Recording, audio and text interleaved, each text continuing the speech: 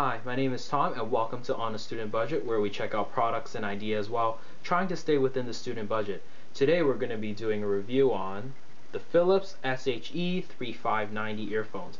These earphones are actually one of the reasons why I started this channel, because they can be had for under $20. I paid about $16 for mine. They can be had on eBay for about $13, and I've actually seen them as cheap as $7.99 at my local winter store. So these are definitely very affordable earphones, and I actually got this is my second pair specifically for this review, because Philips is actually discontinuing these earphones soon, and I think that these earphones, everyone should grab a pair of these earphones before they're gone, because they're fantastic sounding. And in this review we're going to be going over the build quality, the comfort, the isolation, and of course the sound quality. Also, I like to add that I'm going to be putting a link in the description below of all the websites that you can basically get these earphones from, and also my full in-depth review over at Head-Fi of these earphones. But let's get to the review. Upon taking a closer look at these earphones, you can see that I got the pink version of the SHE3590s.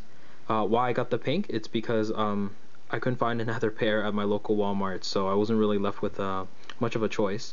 And you can see here, it's actually a very small housing. For sake of comparison, I got a Canadian dime, and it's even smaller than the dime actually, so it's very small indeed. The overall housing is made out of entirely plastic. The nozzle's rather short, but it is angled, so it'll fit into your ear very well, as a metal mesh here, and there's also a little vent here. Going into the strain relief,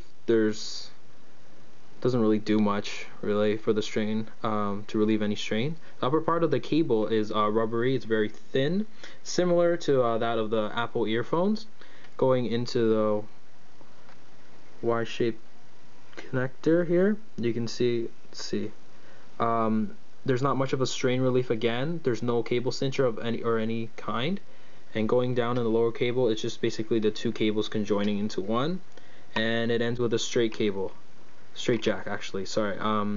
And this is actually well relieved. It's okay, it's not bad, but for the price it definitely looks and feels like any kind of cheap earphone. One thing I did forget to add in the intro was cable noise. Wearing it cable down, the traditional method, they do have cable noise. I would say it's mild to moderate.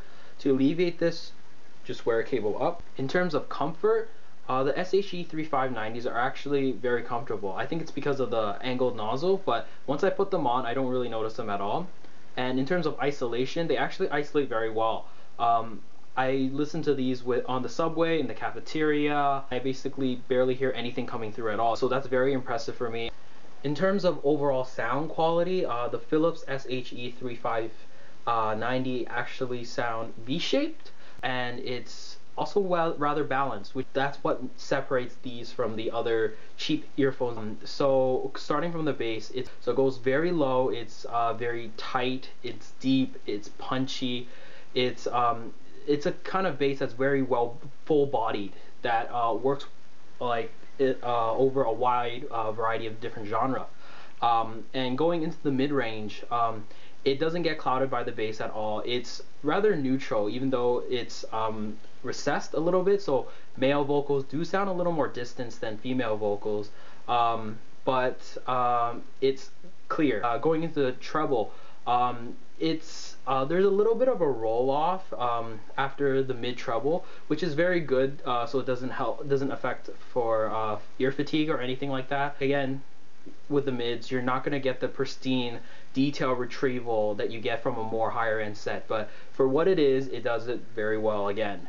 And the only problem with the sound signature I find is the sound stage, which is how I find it's actually rather closed. Because of this, because of the rest of the sound signature, I can overlook this.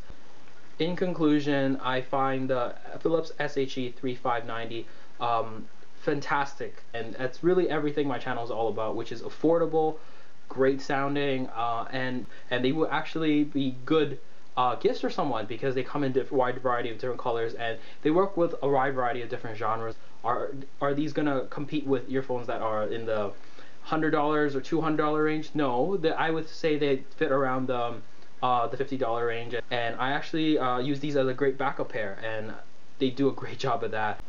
Please like and subscribe to my videos. If you have any questions about the Philips SHE3580 or any other gear I own, please leave it in, or any questions in general, please leave it in the comments below, and I'll try to answer them to the best of my ability.